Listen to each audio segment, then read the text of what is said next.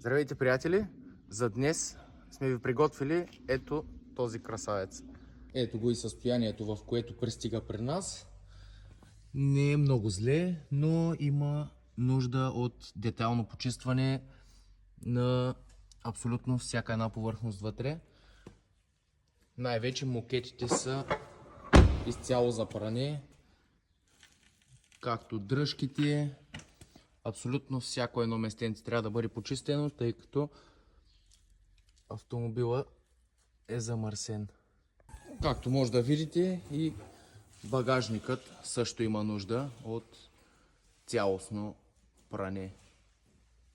Естествено няма да пропуснем и ето такива места, затова е детайлното почистване.